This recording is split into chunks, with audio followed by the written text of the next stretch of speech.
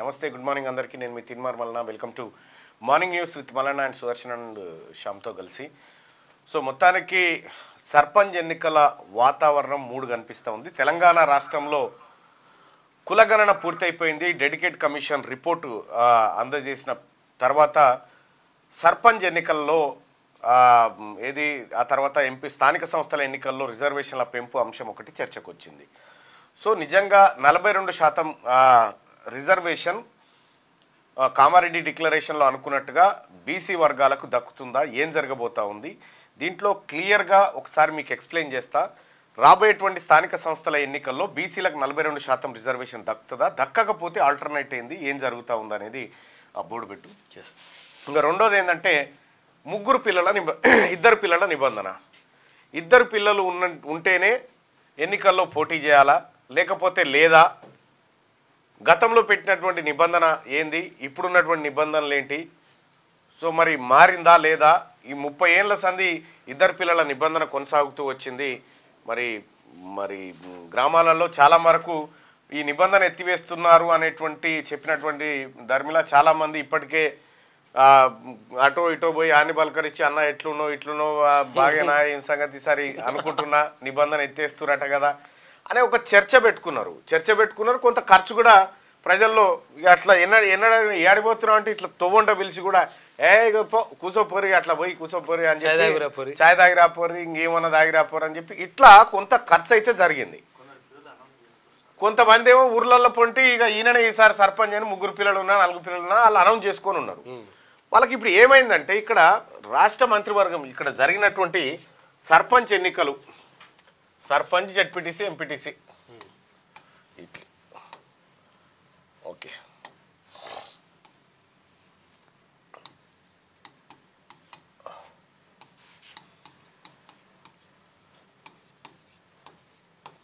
Counsellors, corporators,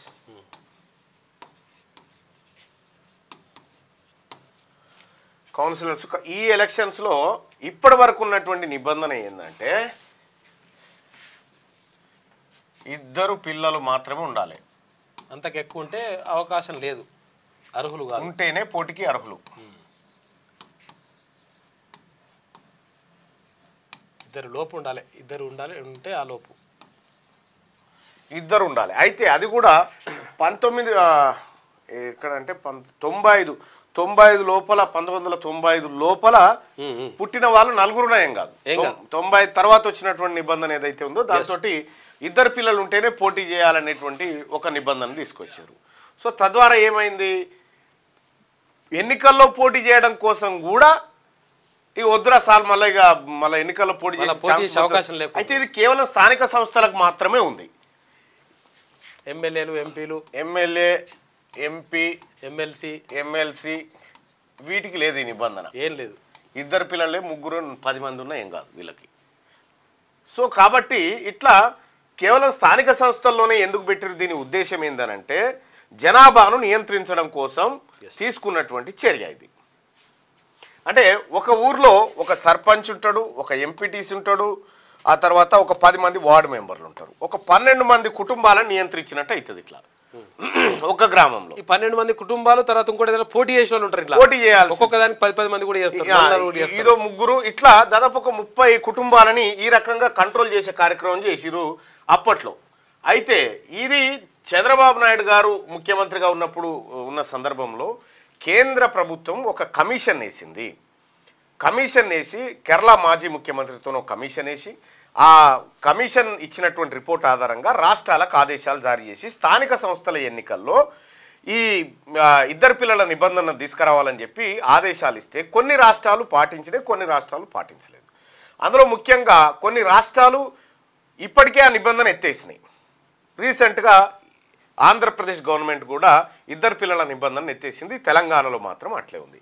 తెలంగాణలో కూడా ఇద్దరు పిల్లల నిబంధనను ఎత్తివేస్తారనేటువంటి ఆలోచన చాలామంది ప్రజల్లో ఉండే. మొన్న జరిగినటువంటి క్యాబినెట్ భేటీలో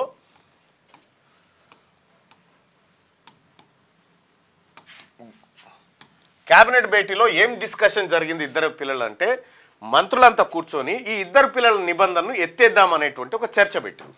చర్చ పెట్టిన తర్వాత అధికారులు వీళ్ళందరూ కూర్చున్న తర్వాత మళ్ళీ ఏమైందో ఏమో తెలియదు, కనీసం 3 పిల్లల వరకన్నా పెడదాం అనుకోరు. 3 పిల్లల కన్నా పెడదాం అనుకునే వరకు సో కొంత అందులో భిన్న వాదనలు వచ్చినటువంటి పరిస్థితుల్లో పాత నిబంధన కొనసాగింపు,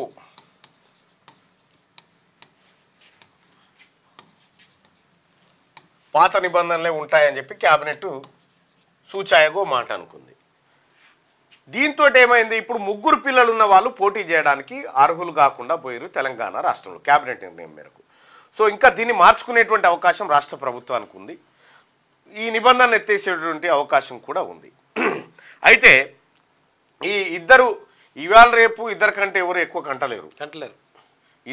ఇద్దరే ఆడపిల్లలైనా మగపిల్లలైనా ఇద్దరు పిల్లల కంటే ఎవరు ఎక్కువ కనే పరిస్థితి. జనాభా నియంత్రణ కోసం ఒక్కరు ముద్దు ఇద్దరు హద్దు ముగ్గురు వద్దే వద్దని అన్నారు. అప్పుడు గోడల మీద ఉండే ఒక్క బిడ్డ ముద్దు ముద్దు, రెండో బిడ్డ వద్దు వద్దు అని రాసి ఉంటుంది గోడల మీద. ఒక్కరు ముద్దు ఇద్దరు హద్దు ముగ్గురు వద్దే వద్దు, ముగ్గురు ఇటువంటి కొటేషన్ ఈ నియాసం చూడే ఇచ్చినట్టు.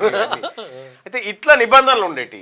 దాని ద్వారా ఏం జరిగిందంటే అప్పుడున్నటువంటి పరిస్థితిలో ఫర్టిలిటీ రేటు ఎక్కువగా ఉండేది, జననాల రేటు ఎక్కువగా ఉండడం వల్ల అది అప్పుడున్నటువంటి భారతదేశంకు ఉన్నటువంటి ఆర్థిక వనరులపైన లేకపోతే ఆహార వనరులపైన వీటన్నిటిపైన ప్రభావం చూపిస్తుందని ఒక భయంతో ఆ నిబంధన విధించి దాదాపు 30 ఏళ్ల నుంచి ఈ నిబంధన కొనసాగుతుంది. పాతకాలంలో డజన్నర 2 డజన్లట పిల్లలు ఉన్నారు. అప్పుడు పిల్లల్ని ఎక్కువ మందిని ఎందుకు కనేది అంటే 10 మందిని కనేది. ఎందుకు కనేది అంటే అలా 3 బతికేది.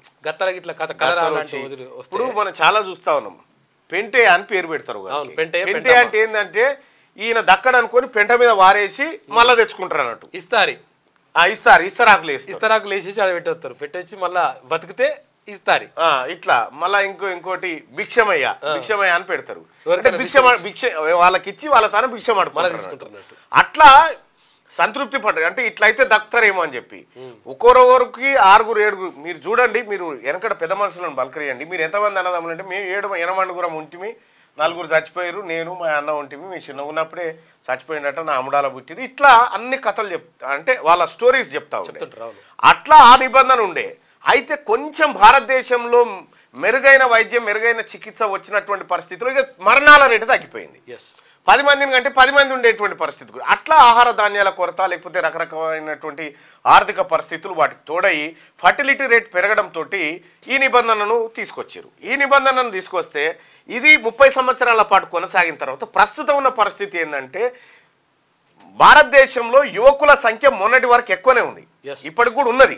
కానీ భవిష్యత్తులో యువకుల సంఖ్య తగ్గిపోయేటువంటి మానవ వనరులు, శక్తివంతమైన మానవ వనరులు అంటారు దీన్ని, అంటే పని చేయగల సామర్థ్యం ఉన్నటువంటి మానవ వనరులు తగ్గిపోతే దేశం ఆర్థిక వ్యవస్థ కుంటుపడుతుంది.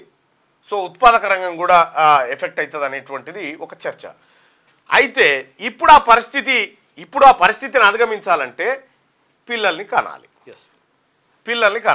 పిల్లల్ని కంటే తప్ప రాబోయేటువంటి గడ్డు పరిస్థితిని ఎదుర్కొనే పరిస్థితి లేదు. అందుకోసం అని చెప్పి చాలా రాష్ట్రాలు ఈ నిబంధనను ఎత్తేసినాయి.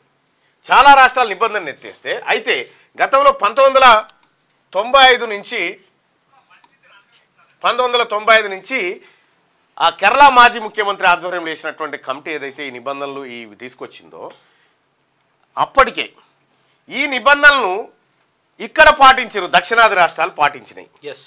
తమిళనాడు కొంత పర్వాలేదు, వాళ్ళు ముందే మేల్కొన్నారు. ఏపీ అప్పుడు ఉమ్మడి ఏపీ, కర్ణాటక, తర్వాత కేరళ, కర్ణాటక, ఒడిశా ఈ రాష్ట్రాలు పాటించినాయి. ఇక మీదకున్నటువంటి ఉత్తరప్రదేశ్, బీహారు అంతా వాళ్ళకు పెద్ద లెక్కనే లేదు. ఈ నిబంధనలు పట్టించుకోలేదు. దాంతో ఏమైంది, ఇప్పుడు ఆ రాష్ట్రాలలో జనాభా పెరిగింది.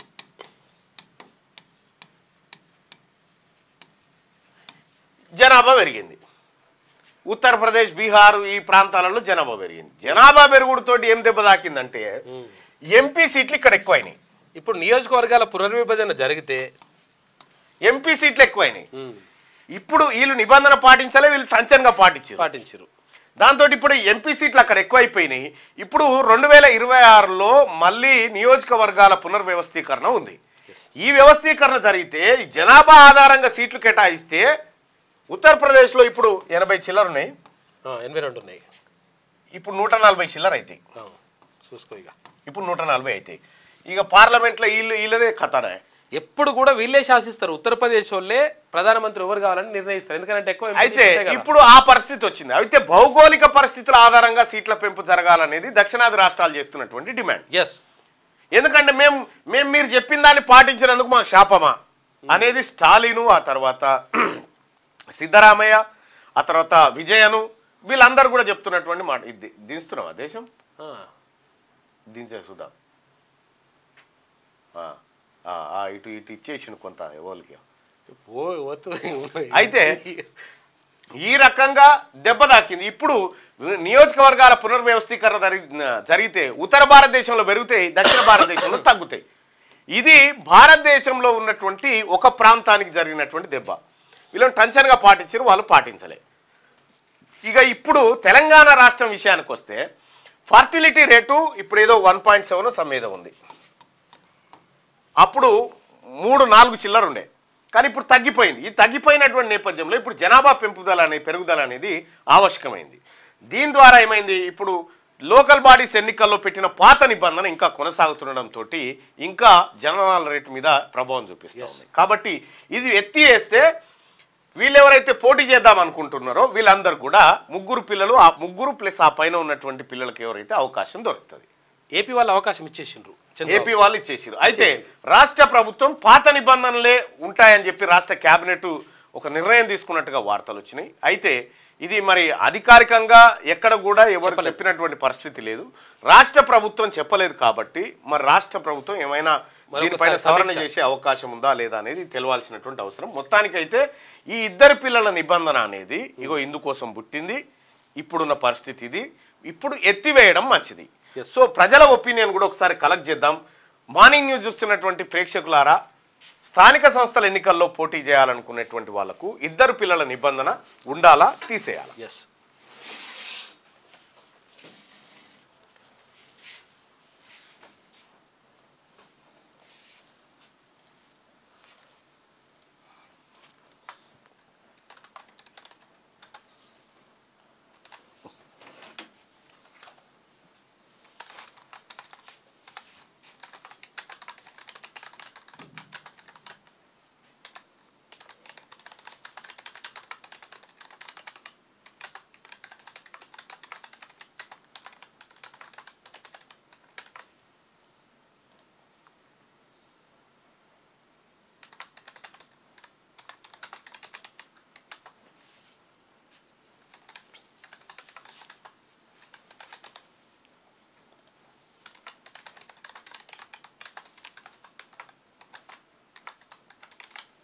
రైట్,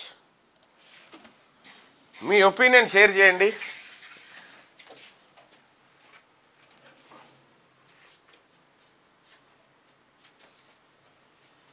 స్థానిక సంస్థల ఎన్నికల్లో పోటీ చేయాలనుకునే వారికి 2 పిల్లల నిబంధన ఉండాలా వద్దా? 2 పిల్లల నిబంధన వద్దు అనుకునే వాళ్ళు ఇక్కడ, 2 పిల్లల నిబంధన ఉండాలి అనుకునే వాళ్ళు ఇక్కడ. మీ అభిప్రాయాన్ని తెలియజేయండి చూస్తున్నటువంటి ప్రేక్షకులారా. రైట్, అలాగే మార్నింగ్ న్యూస్ చూస్తున్నటువంటి మిత్రులారా లైక్ బటన్ని క్లిక్ చేయండి, అలాగే షేర్ చేయండి. ఇక నెక్స్ట్ టాపిక్లోకి వెళ్దాం. మార్నింగ్ న్యూస్లో ఏమేమి ఉన్నాయి, ఏం అంశాలు అనేది చూద్దాం. కానీ జరిగినటువంటి ఘటన ఇది. మీ అభిప్రాయం ఏంది? నేను అనుకుంటున్న దక్షిణ భారతదేశంలో జనాభా పెరగాల్సినటువంటి అవసరం ఉందని చెప్పి నేను అనుకుంటా ఉన్నా. దానికి అడ్డుగా ఉన్నటువంటి నిబంధనలు ఏవైతే హార్డిల్స్ ఉన్నాయో వాటిని ఎత్తేస్తే బెటర్ అనేది, అంటే స్థానిక సంస్థల్లో 2 పిల్లల నిబంధన ఎత్తివేస్తే బెటర్ అనేది ఇండివిజువల్గా, పార్టీగా కాదు, ఇండివిజువల్గా నా అభిప్రాయం ఇది. రైట్, మీ అభిప్రాయాన్ని తెలియజేయండి దయచేసి. మార్నింగ్ న్యూస్ చూస్తున్న మిత్రుల లైక్ బటన్ని క్లిక్ చేసి. ఇక అలాగే ఇవాళ క్రిస్మస్ పండగ, క్రిస్మస్ శుభాకాంక్షలు అందరికీ. ఎవరెవరైతే ఇవాళ చర్చిల్లో ప్రార్థనలు చేసుకుంటూ భక్తిని చాటుకుంటారో వాళ్ళందరికీ కూడా ఇవాళ క్రిస్మస్ అంటే క్రైస్తవులకు మంచి క్రిస్మస్ పుట్టినరోజు. ఇవాళ క్రీస్తు పుట్టినరోజు. ఈ పుట్టినరోజును ప్రపంచవ్యాప్తంగా ఘనంగా జరుపుకుంటారు. తెలంగాణలో ఉన్నటువంటి క్రైస్తవ సోదరులకు కూడా ఈ క్రిస్మస్ శుభాకాంక్షలు తెలియజేస్తా ఉన్నాం క్యూనిస్ తరఫున. మీకంతా మంచి జరగాలని కోరుకుంటా ఉన్నాం. ఇక వీళ్ళు సహజంగానే ఏం లేదు లేదు లేదు లేదు లేదు సెలవు అనుకున్నా, సెలవు లేదు. దసరా ఉగాది 2 రోజులు మోస్తారు వానలు. బంగాళాఖాతంలో అల్పపీడనం రాష్ట్రంపై ప్రభావం. వారం రోజుల నుంచి తగ్గిన చలి తీవ్రత. 7 జిల్లాలు మినహా రాష్ట్రమంతటా 15 డిగ్రీలకు పైనే రాత్రి టెంపరేచర్లు ఉన్నాయట. రాష్ట్రంలో 2 రోజుల పాటు తేలికపాటి నుంచి మోస్తారు వర్షాలు పడే అవకాశం ఉందని వాతావరణ శాఖ తెలిపింది. బంగాళాఖాతంలో ఏర్పడిన అల్పపీడన ప్రభావం రాష్ట్రం పైన కొంతమేర ఉంటుందని పేర్కొన్నది. ప్రస్తుతం ఈ అల్పపీడనానికి తోడుగా ఉపరితల ఆవర్తనం ఏర్పడిందని, దీంతో రాష్ట్రంలో మోస్తారు వానలు పడే ఛాన్స్ ఉందని తెలిపింది. ఈ ప్రభావంతో రాష్ట్రంలో మంగళవారం వాతావరణం అంతా మారిపోయింది. సో వాతావరణం కొద్దిగా వర్షం వస్తుంది ఆల్రెడీ వచ్చేటప్పుడు పడ్డదా? పడుతుంది ఇప్పుడు భువనగిరి దాకా పడ్డట్టుంది, వరంగల్కి భువనగిరి దాకా పడ్డట్టుంది. సో మొత్తానికైతే ఈ వానలు పడాల్సిన టైం అయితే కాదు ఇది, కానీ వానలు పడతా ఉన్నాయి. కొద్దిగా భూతాపం పెరిగిపోయి భూమి అంతా కొద్దిగా ఏది కల్లోలానికి గురవుతున్నటువంటి వార్తల్ని మనం నిన్న మొన్న చూసినాం.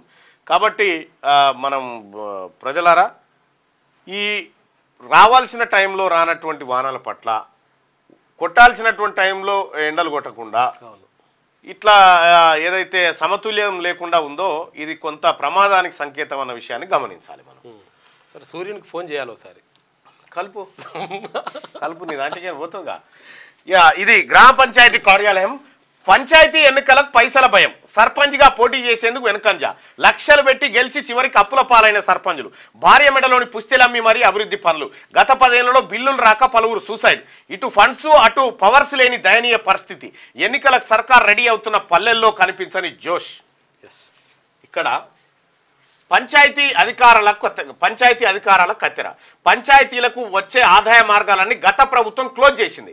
గ్రామాల్లోని గ్రానైట్, ఇసుక క్వారీలు, క్రషర్ల ద్వారా గతంలో పంచాయతీలకు వచ్చిన 25% సినరేజ్ నిధులు ఆపేసింది. రిజిస్ట్రేషన్ల శాఖ నుంచి పంచాయతీలకు వచ్చే ట్రాన్స్పోర్ట్ డ్యూటీని ఎత్తివేస్తూ జీవో జారీ చేసింది. ఇక పంచాయతీలకు మాత్రమే దక్కాల్సిన ఉపాధి హామీ నిధులను దారి మళ్లించింది.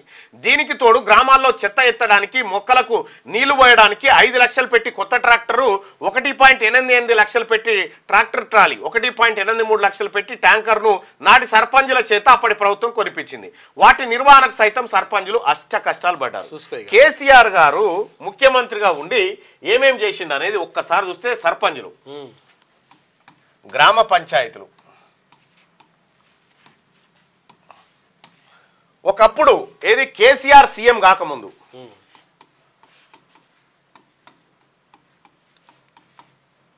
బిఫోర్ కేసీఆర్ సీఎం కాకముందుకు ఆఫ్టర్ కేసీఆర్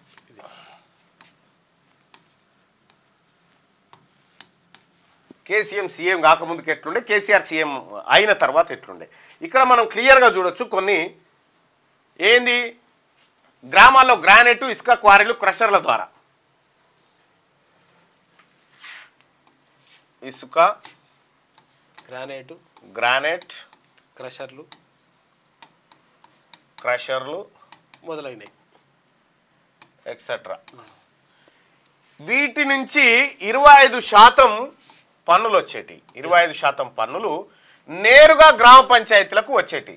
ఏడా గ్రానైట్ ఉందనుకో తీసిస్తే దాని నుంచి 25% గ్రామ పంచాయతీకి వచ్చేది, ఆదాయం వచ్చేది, క్రషర్ నుంచి వచ్చేది. కేసీఆర్ సీఎం అయ్యాక ఏం చేసిందంటే వీళ్ళ మీద ట్రాక్టర్లు వీటన్నింటినీ కట్ చేసి తన ఖాతాలో వేసుకున్నాడు. తన ఖాతా మీన్స్ సీఎం ఖాతా, రాష్ట్ర ప్రభుత్వానికి వేసుకున్నాడు.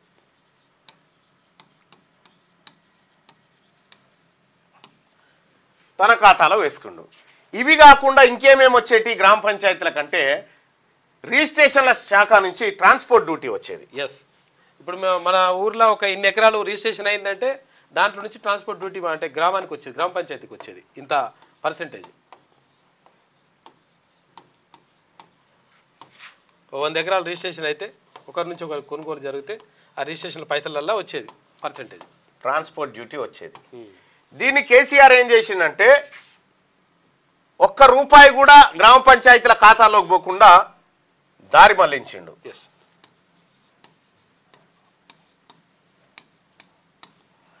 ఆ తర్వాత ఏం చేసిండు, ఉపాధి హామీ నిధులు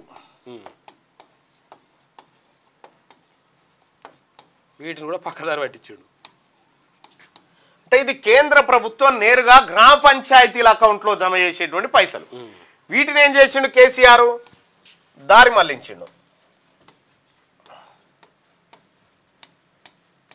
వీటిని దారి మళ్లించిండు. ఇక గ్రామ పంచాయతీకి రావాల్సినటువంటి ఇంకా ఏం మిగిలినాయి అంటే ఇంటి పన్ను, నల్ల బిల్లు. అది ఎంత వస్తుంది? ఇంటి పన్ను, నల్ల బిల్లు. ఇంకా ఇవి కాకుండా చేసిన కార్యక్రమం ఏంటంటే ఇంకా వాళ్ళ మీద భారం మోపిండు. ట్రాక్టర్లు కొనబెట్టిండు, ట్రాక్టర్లు కొన్నాడు, ట్రాలీలు కొన్నాడు, ట్యాంకర్లు కొన్నాడు, ట్రాక్టర్లు కొనబెట్టిండు, వాళ్ళతో కొనిపించిండు. ట్రాక్టర్లు కొనబెట్టి దానికి ఈఎంఐలు, మళ్ళీ ఈఎంఐలు, నల్ల బిల్లో ఇంటి పన్ను పైసలు వసూలు చేసి ట్రాక్టర్ ఈఎంఐ కట్టాలి. ఇక రెండో విషయం ఏంటంటే గమ్మత్ విషయము, ప్రతి ఊర్లే రైతు వేదిక కట్టాలి. మరి కట్టాలంటే పైసలు ఇస్తారంటే మీరు కట్టుర్రి మేము ఇస్తాం, కట్టకపోతే సర్పంచ్ గిరి పోతుంది. అట్లా బలవంతంగా లక్షల రూపాయలు సర్పంచ్లతో ఖర్చు పెట్టించిండు.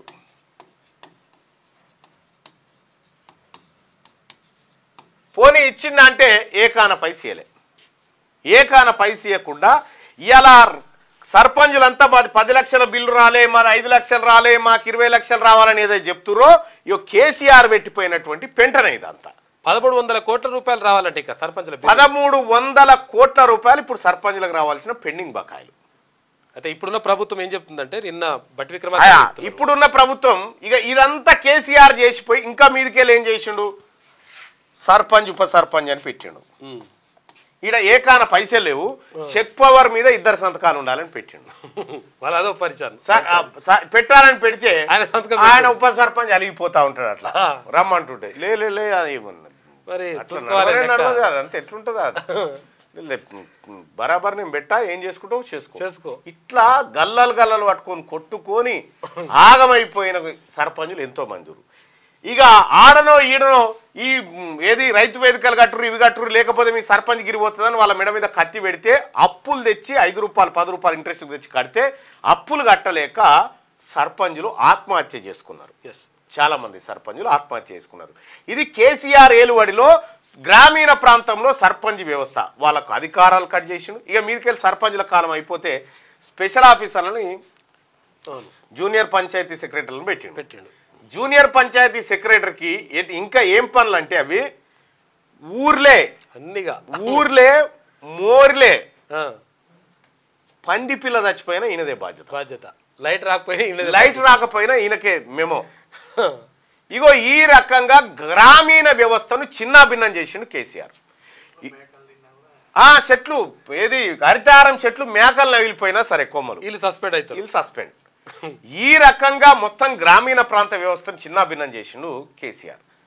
ఇప్పుడు గ్రామ పంచాయతీ సర్పంచులు వీళ్ళందరూ కూడా మా బిల్లును మాకు కావాలని చెప్పి ఇక్కడ తెలంగాణలో ఉన్నటువంటి ప్రస్తుత ప్రజాప్రభుత్వాన్ని డిమాండ్ చేస్తున్నారు. మా బిల్లులు మాకు ఇవ్వాలి, మీ సర్పంచ్ వద్దు, మాకేమొద్దు, ఇక చాలు సర్పంచ్ గిరి. ఇగో ఇన్ని రకాలుగా గ్రామీణ వ్యవస్థను దెబ్బతీసినటువంటి కేసీఆర్ ఇప్పుడు సర్పంచుల బిల్లులు చెల్లించాలని చెప్పి హరీష్ రావు డిమాండ్ చేస్తుండు సిగ్గు లేకుండా. హరీష్ రావు సర్పంచుల బిల్లులు ఎందుకు ఇయ్యారని అడుగుతా ఉన్నాడు.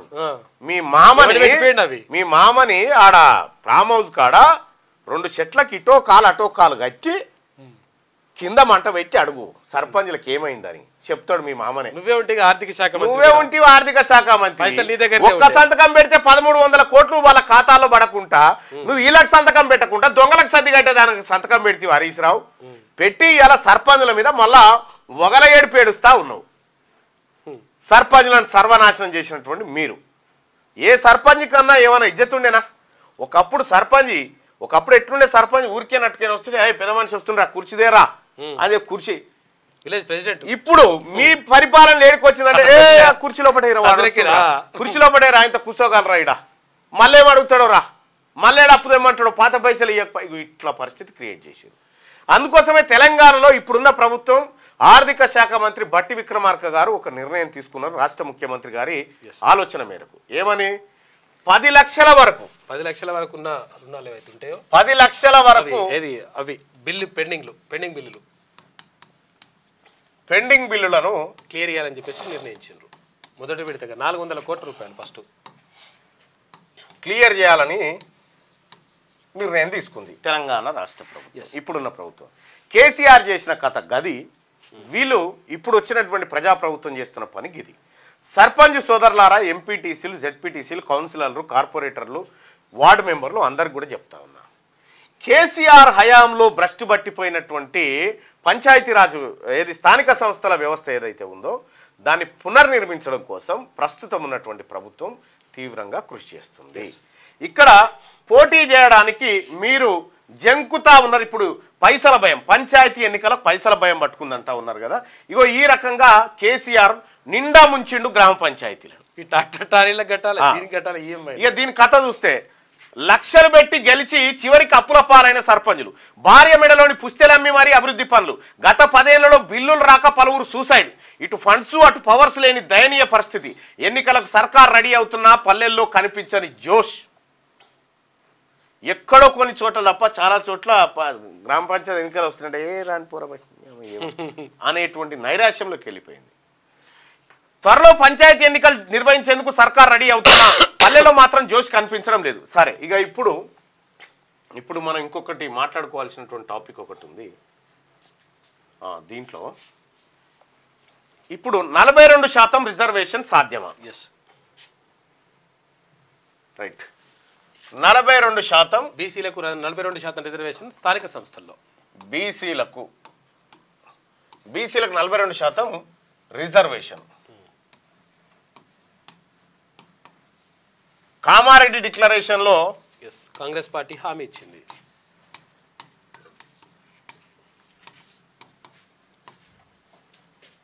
కాంగ్రెస్ హామీ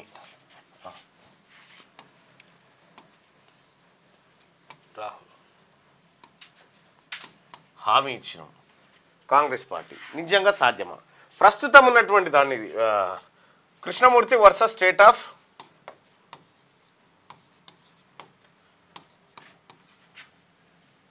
యూనియన్ ఆఫ్ ఇండియా, ఈ కేసు ఇక్కడ దీనికి సంబంధించినటువంటి కేసు. మళ్ళా ఇందిరాసాని కేసు అవన్నీ మళ్ళీ అలాగుంది. అయితే ఇక్కడ ఏం చెప్తా ఉందంటే ప్రస్తుతం మన దగ్గర 100% ఉంటే దాంట్లో 50% దాటకూడదని నిబంధన. ఎస్సీ, ఎస్టీ,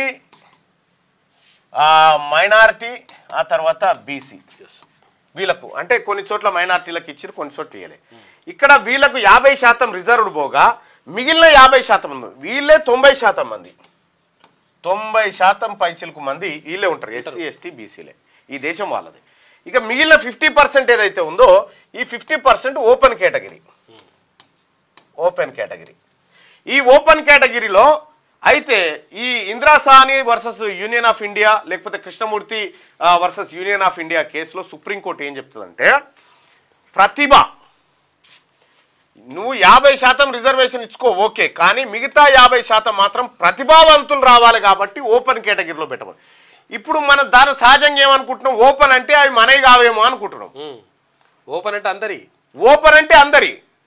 ఇట్లా ఇప్పుడు ఏం చెప్పింది కోర్టు, ఏం చెప్తా ఉందంటే మీరు ఏమన్నా చేసుకోరు, ఇది రాజ్యాంగంలో ఎక్కడ రాయబడలేదు 50% లిమిట్ ఉండాలని, ఎక్కడ లేదు. కానీ సుప్రీంకోర్టు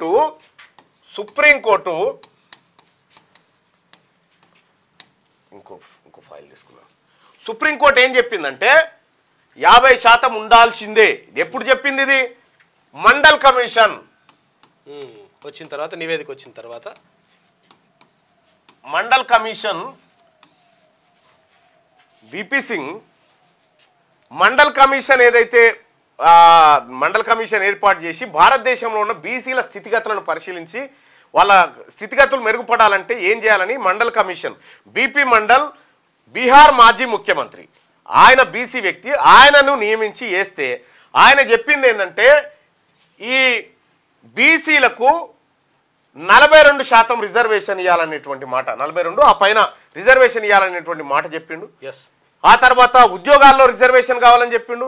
మీకు కూడా తెలుసో తెలియదో, ఇక్కడ చాలా మంది మాట్లాడుతూ ఉంటారు మీ బీసీలకు ఏమైందా రిజర్వేషన్ ఎప్పుడు వచ్చింది ఎరికేనా? బీసీలకు ఎప్పుడు వచ్చింది తెలుసా? 90sలో వచ్చింది. 1947 నుంచి 90 దాకా బీసీలకు రిజర్వేషనే లేదు. ఈ రిజర్వేషన్ వచ్చిన తర్వాత అయితే మండల్ కమిషన్ రిపోర్ట్ ఇచ్చింది. మండల్ కమిషన్ రిపోర్ట్ ఇస్తే దాన్ని ఇంప్లిమెంట్ చేయాలని చెప్పి విపి సింగ్ గారు దాన్ని దులిపిండు మెల్లగా. విపి సింగ్ అప్పుడు ప్రధానిగా ఉన్నాడు. విపి సింగ్ ప్రధానిగా ఉండి ఏం చేసాడు, మండల్ కమిషన్ రిపోర్ట్ను అమలు చేయాలని ప్రయత్నం చేసిండు. అప్పుడు విపి సింగ్ ప్రభుత్వానికి బీజేపీ సపోర్ట్ చేసింది.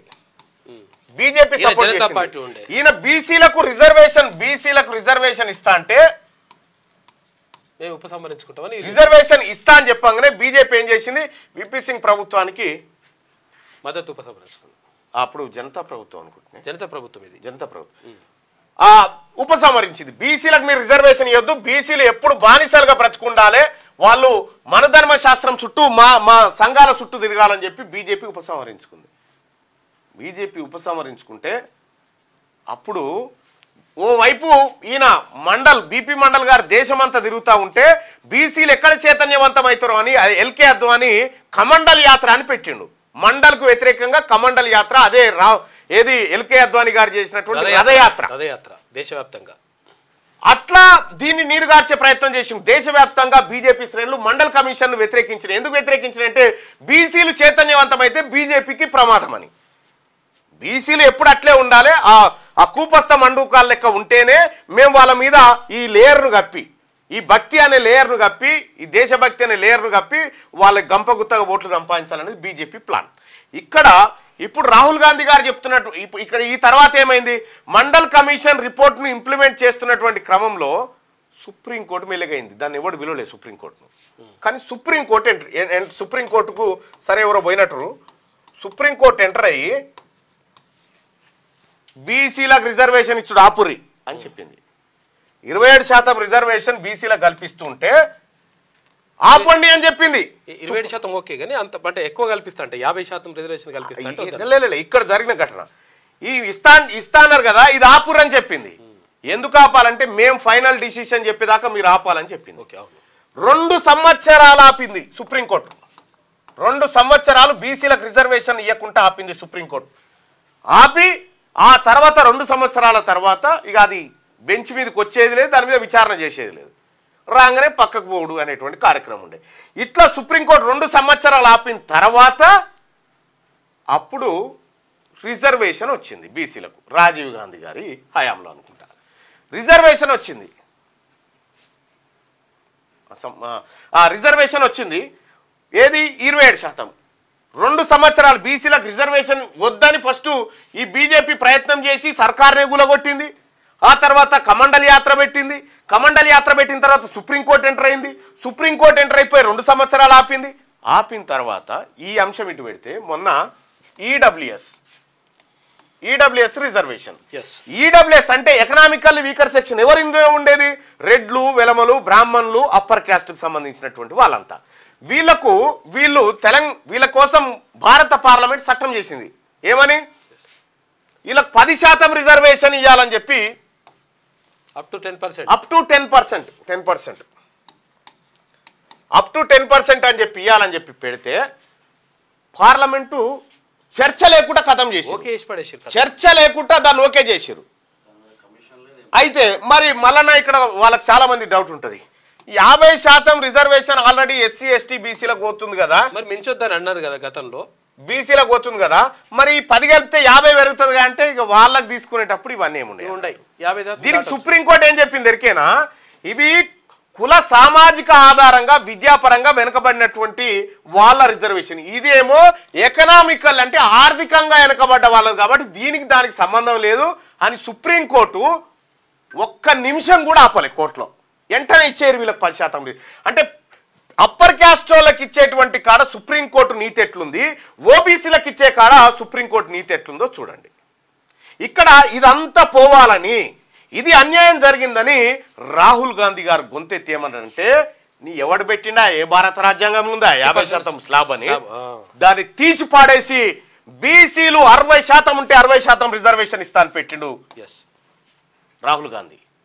50% కాదు స్లాబు, దాన్ని మొత్తం ఎత్తేసి ఎవరు ఒక ఊళ్ళో 10 మంది ఉంటే రిజర్వేషన్ తలా 10% ఇచ్చుకుంటూ వస్తా అని చెప్పిండు. ఎవరెంతో వాళ్ళకంతా, ఎవరెంతో జితనే ఇస్సేదారి ఉతినే బాగేదారి అన్నాడు. ఈ మాట చెప్తే ఇప్పుడు బీజేపీకి శవన పడతలేదు. ఇదే మాట రాహుల్ గాంధీ గారు వచ్చి ఇక్కడ హైదరాబాద్లో చెప్తే రాహుల్ గాంధీ గారి పైన రాయబరేలీలో కేసు పెట్టిరు బీజేపీ నాయకులు. కేసు పెట్టి ఆయనని ఇప్పుడు సమాన్లు పంపి నువ్వు ఎట్లా చెప్తావు, నువ్వు బీసీలకు ఎట్లా ఇస్తా అంటావు, బీసీలకు నువ్వు ఎట్లా రిజర్వేషన్లు పెంచుతా అని చెప్తావు అని చెప్పి రాహుల్ గాంధీ గారిని బోన్లో నిలబెట్టిరు బీజేపీ నాయకులు. ఇది బీజేపీ నీతి జాతి. ఇది అయితే ఈ లెక్క ఆధారంగానే రాహుల్ గాంధీ గారు అసెంబ్లీ ఎన్నికలు మన తాన డిసెంబర్ 3 తారీఖు జరిగినాయి. డిసెంబర్ 3 తారీఖు అసెంబ్లీ ఎన్నికలు జరిగితే జూన్లో మేలో పార్లమెంట్ ఎన్నికలు జరిగినాయి. జూన్లో డిసెంబర్ 2023లోనే రాహుల్ గాంధీ గారు అంతకంటే ముందే కామారెడ్డి డిక్లరేషన్లో 42% రిజర్వేషన్ 42% స్థానిక సంస్థల్లో ఇస్తామని చెప్పిండు.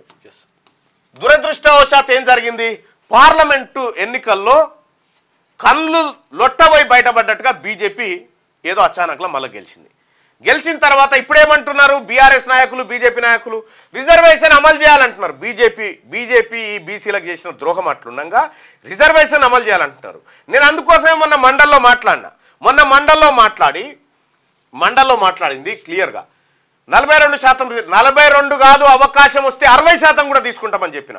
నేను కాంగ్రెస్ పార్టీ నాయకత్వాన్ని ఆ మండల వేదిక విజ్ఞప్తి చేసిన, మాకు ఇక్కడ రిజర్వేషన్ కల్పించకాడ ఇబ్బంది ఉన్నప్పుడు 60% సీట్లను బీసీలకు టికెట్లు ఇవ్వండి అని చెప్పి అన్ని పార్టీలు ఆల్ పార్టీస్ దమ్ముంటే బీఆర్ఎస్ పార్టీ ఈ కార్యక్రమాన్ని చేయాలి. ఇప్పుడు డెడికేట్ కమిషన్ వేసిరు, కులగణన చేసిరు కదా, ఈ కులగణన చేసినా కూడా 50% మించొద్దని సుప్రీంకోర్టు చెప్పింది. దాంతో మన రిజర్వేషన్లు పెంచుకునే అవకాశం లేకుండా పోయింది. అందుకే బీసీ సమాజమా, బీసీ ప్రజలారా, ఈ దొంగ రాజకీయాలు ఏవైతే జరుగుతూ ఉన్నాయో బీసీల చుట్టూ దీన్ని బద్దలు కొట్టాలా. ఇవాళ నిన్న మొన్న జరిగిన గ్రూప్ 1, గ్రూప్ 2, గ్రూప్ 3 ఏవైతే ఎగ్జామ్స్ ఉన్నాయో చూసిరు కదా, డిఎస్సి కట్ ఆఫ్స్ ఎన్ని ఉన్నాయో, ఈడబ్ల్యూఎస్ వాళ్లకు ఎట్లొచ్చినాయి, మన బీసీలకు ఎట్లొచ్చినాయి మీరు ఒకసారి అర్థం చేసుకోరు. కాదు ఎకనామికల్ వీకర్ సెక్షన్ అంటే ఇప్పుడు ఈడబ్ల్యూఎస్ అంటున్నాం. ఇంకా ఈడబెట్టిన నిబంధన వీళ్ళు ఎందుకుంటారు, ఇగో ఈడబ్ల్యూఎస్ అంటే ఈడబ్ల్యూఎస్లోకి 10% కదా, 10% అప్ టు 10% వరకు ఇవ్వచ్చు అని పార్లమెంట్ చట్టం చేస్తే రాష్ట్రాలు ఇస్తే ఇవ్వండి లేకపోతే లేదు అని చెప్పింది చట్టం. కానీ ఇదే బీఆర్ఎస్ పార్టీ కె చంద్రశేఖర్ రావు ఈడబ్ల్యూఎస్ కు మద్దతు ఇచ్చిండు పార్లమెంట్ లో ఇచ్చి 2019లో ఈడబ్ల్యూఎస్ కు 10% ఇంప్లిమెంట్ చేసిండు. ఈడబ్ల్యూఎస్ కోట 10% ఎవరు కేసీఆర్. దీనికి కమిషన్ వేయలే, ఎంతమంది ఈడబ్ల్యూఎస్ వాళ్ళు ఉన్నారు ఏమీ చూడలే, 10% రిజర్వేషన్ వాళ్ళకి ఇచ్చేసిండు. దీనికి మూల పురుషుడు ఎవరు, ఈడబ్ల్యూఎస్ కోట ఇక్కడ దిగడానికి మూల పురుషుడు కేసీఆర్. ఇక్కడ ఎంతమంది ఉన్నారయ్యా ఈడబ్ల్యూఎస్ వాళ్ళు, వీళ్ళు ఎంతమంది ఉన్నారయ్యా, మొత్తం ఓసీలే 6.98%. 6.98% ఉన్నటువంటి వాళ్ళకు 10% రిజర్వేషన్ దొరికింది. ఇందులో ఈడబ్ల్యూఎస్ ఎంత ఉన్నారు మళ్ళీ ఇంకా చెప్తా. ఇందులో ఈడబ్ల్యూఎస్ అంటే ఎకనామికల్ గా వీకర్ సెక్షన్ ఉన్నటువంటి వాళ్ళు 1% ఆర్ 1.5% ఉంటారు. 1.5% ఉన్నటువంటి వాళ్ళకు 10% రిజర్వేషను, 160% ఉన్నటువంటి వాళ్ళకు 27% రిజర్వేషన్. ఇది జరిగినటువంటి కథ. ఇక్కడ ఇప్పుడు నేను అందుకోసమే నేను చెప్పినటువంటిది, పార్టీలు మనం నిజాయితీ నిరూపించుకోవాల్సిన సమయం ఆసన్నమైంది. రాహుల్ గాంధీ గారి మాట నిలబెట్టి ఖచ్చితంగా మనమైతే ఏదైతే బీసీల వర్గాల నుంచి మెజారిటీ లీడర్షిప్ను తయారు చేస్తామని చెప్పినామో అది చేసి చూపించాలి. దానికి బీఆర్ఎస్ పార్టీ నాయకత్వం మీరు సమాధానం చెప్పండి, టికెట్లు ఇస్తారా అని చెప్పి నేను సభలో మాట్లాడింది ఇదే. ఇక్కడ మనం గమనించాల్సినటువంటి విషయం ఏంటంటే సోదరులారా, దీనంత దుర్మార్గమైంది ఇంకోట్లేదు ఈడబ్ల్యూఎస్ని ఖచ్చితంగా బొందబెట్టాలే, నేను పెట్టి తీరుతా దాన్ని. ఇది ఈ మన తలల కాడ బుక్కెత్తుకపోయి తింటా ఉన్నారు. ఇక్కడ ఈడబ్ల్యూఎస్ కోటా పెరిగితే సుప్రీంకోర్టుకి ఏం సప్పుడు లేదు, ఎంతనే చేసుకోరు. కానీ బీసీలకు మాత్రం పెంచాలంటే సుప్రీంకోర్టు దేశమాగం అయిపోతుంది. ఏం దేశమాగం అయిపోతుంది, దేశంలో ప్రజలు లేనిది ఎక్కడ సుప్రీంకోర్టు నీది? ఈ సుప్రీంకోర్టు ఎవరి కోసము? మా మెజారిటీ ప్రజల ప్రక్షాళన లేనటువంటి సుప్రీంకోర్టు. ఇలా రాహుల్ గాంధీ గారు మాట్లాడితే బరేలీలో కేసు పెట్టినారు, మాట్లాడే స్వేచ్ఛలు కూడా లేవా? ఇక్కడ 60% ఉన్నటువంటి వాళ్ళకి 27% ఎట్లిస్తావు? నేను అందుకోసం ముఖ్యమంత్రి గారికి 2-3 సార్లు రిప్రజెంటేషన్ ఇచ్చిన, ఈ 10% రిజర్వేషన్ ఫిక్స్ చేయండి అని చెప్పిన. ఇప్పుడు కులగణన ద్వారా ఇప్పుడు వీళ్ళ జనాభా లెక్కలు ఒరిజినల్గా బయటకు వస్తాయి కదా, బయటకు వచ్చినప్పుడు దీన్ని ఫిక్స్ చేయాల్సినటువంటి అవసరాన్ని ముఖ్యమంత్రి గారికి గుర్తు చేసిన. ఇది బీసీల కోసం నేను చేస్తున్నటువంటి కార్యక్రమం సోదరు. 50%లో 10% ఉండాలి అసలు. అది కూడా ఇప్పుడు ఏమైంది? రిజర్వేషన్లు 60% అయినాయి. రిజర్వేషన్లు విద్యా ఉద్యోగాల్లో 60% అయినాయి. మరి ఇప్పుడు సుప్రీంకోర్టు సపోర్ట్ చేయదు ఎందుకు అంటే సుప్రీంకోర్టులో ఉండేది బీసీ జడ్జీలు కాదు కదా, బీసీ బిడ్డలు ఉండరు కదా, వాళ్ళు అప్పర్ క్యాస్ట్ వాళ్ళు ఎక్కువ ఉంటారు కాబట్టి అది కథ. అందుకోసమే బీసీ సోదరులారా, బీసీ జడ్జీలు ఎందుకు అవసరము, బీసీ ఐఏఎస్ ఆఫీసర్లు ఎందుకు అవసరము, బీసీ ఐపీఎస్ ఆఫీసర్లు ఎందుకు అవసరము, బీసీ నాయకత్వం లీడర్షిప్ ఎందుకు అవసరం అంటే ఇగో మీ కొంపలు ముంచుతున్నటువంటి దీనికోసం అవసరం. దీనికోసం కమిటెడ్గా వర్క్ చేసేటువంటి బీసీ నాయకత్వాన్ని ప్రోత్సహించాలని చెప్తా ఉన్నా. అందుకోసమే రాబోయేటువంటి పట్టభద్రుల ఎమ్మెల్సీ వరంగల్, పట్టభద్రుల ఎమ్మెల్సీ కరీంనగర్, ఆదిలాబాద్, నిజామాబాద్, మెదక్ ఏదైతే ఉందో అది 2 టీచర్ ఎమ్మెల్సీలు. ఈ 2 టీచర్ ఎమ్మెల్సీలు ప్లస్ పట్టభద్రుల ఎమ్మెల్సీలో బీసీ నాయకత్వాన్ని గెలిపించాలని డిసైడ్ నేను అందుకే డిమాండ్ చేస్తా ఉన్నా, ఆ దిశగా పోరాటం చేస్తా ఉన్నా. సోదరులారా, ఇంకొక విషయం మీరు గమనించండి. ఇక్కడ తీన్మార్ మల్లన్నకు తోడుగా ఇంకొక 2 గట్టిగా మాట్లాడే బీసీ బిడ్డలుంటే ఇలా ఎట్లుంటుందో మీరు ఒకసారి ఆలోచన చేయండి. అందుకోసమే నా మాట వినండి సోదరులారా, టీచర్లారా, మీ కాళ్ళు పట్టుకొని చెప్పమంటే చెప్తా. ఇంకొక 2-3 లీడర్స్ అవసరం ఉన్నారు, దయచేసి పంపండి. ఇప్పుడు పిఆర్టీయు నుంచి శ్రీపాల్ రెడ్డి అందిగిండు. శ్రీపాల్ రెడ్డి లీలలు తెలుసా? శ్రీపాల్ రెడ్డి పిఆర్టీలో ప్రోగ్రెసివ్ రెడ్డి టీచర్స్ యూనియన్ వాళ్ళు గెలవాలంట. పిఆర్టీ నుంచి శ్రీపాల్ రెడ్డి, యూటీఎఫ్ నుంచి నర్సిరెడ్డి, ఇంకో దాని నుంచి హర్షవర్ధన్ రెడ్డి, ఇంకో దాని నుంచి ఇంకో రెడ్డి దిగి ఈ ఎమ్మెల్సీ సీటు వాళ్ళకి కావాలన్నట. ఇప్పుడు ఈ 10% వాళ్ళకు. మరి బీసీ టీచర్లారా, మనకు ఏమన్నా ఒక్కసారి మీరు రాత్రిపూట పోయి ఇంటికాడ భార్యా పిల్లలతో కూర్చొని అన్నం తినేటప్పుడు ఆ ముద్ద కలిపిన దాంట్లో ఎంతమంది నా బీసీ బిడ్డలకు ఈ ముద్ద దూరం అవుతుందని ఒక్కసారి ఆలోచించండి. బీసీ ఎస్సీ ఎస్టీలు అందరూ ఒక్కటి కండి సోదరులారా. తీన్మార్ మల్లన్న ఇప్పుడు మీకు శపథం చేసి చెప్తా ఉన్నా, ఈడబ్ల్యూఎస్ను ఖతం చేయడమే నా లక్ష్యం. బీసీలకు రాజకీయ అవకాశాలు పెంచడమే నా లక్ష్యం.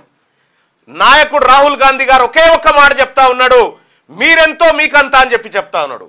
నేను దాన్ని నమ్ముతా ఉన్నా, దాన్ని నమ్ముకుంటూ ముందుకు పోతా ఉన్న సోదరులారా.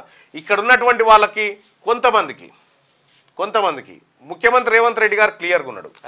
రాహుల్ గాంధీ గారి ఆలోచన మనం ఇంప్లిమెంట్ చేయాల్సిందే ఇక్కడ అనేటువంటి ఏకైక నిర్ణయంతో ఉన్నాడు. ముఖ్యమంత్రి గారికి హ్యాట్సప్.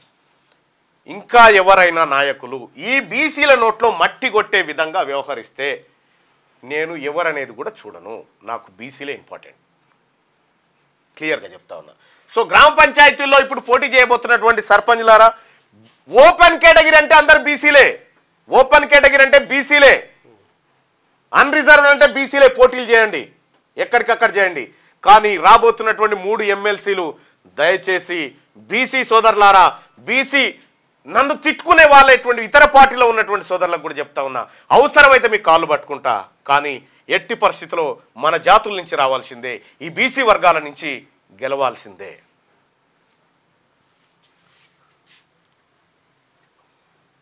దయచేసి మార్నింగ్ న్యూస్ చూస్తున్నటువంటి మిత్రులారా,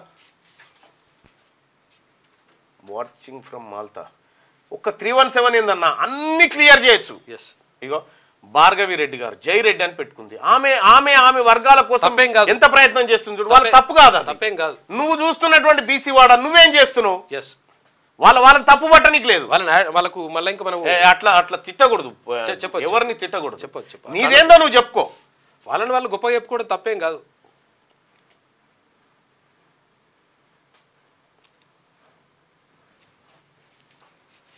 ముగ్గురు పిల్లల నిబంధన ఎత్తివేయాలని చెప్పి 64% మంది చెప్తా ఉన్నారు. ఇగో క్యాబ్ డ్రైవర్ల పంచాయతీ, నేనేమో తరాల గురించి మాట్లాడుతుంటే క్యాబ్ డ్రైవర్ గురించి అన్యాయం జరిగిందని చెప్పి చెప్తా ఉన్నాడు. ఈయన బాధ ఈయన చెప్తా ఉన్నాడు, నాయకు బాధ నాయకుది, బీసీల బాధ ఇగో కనీసం బీసీల తరఫున అయ్యా మేము ఉన్నామయ్యా, బీసీల సంగతి ఏందయ్యా అనేటోడు లేడు ఒక్కడు కూడా. ఇంతమంది చూస్తూ ఉన్నారు కదా. ఇలా గ్రామీణ ప్రాంతాలలో బీసీలంతా ఒక్కటైరు, కానీ చదువుకున్నోడు తెలివి కల్లోడు ఇంకా వీళ్ళకి సోయి వస్తలేదనేది స్పష్టంగా అర్థమవుతుంది.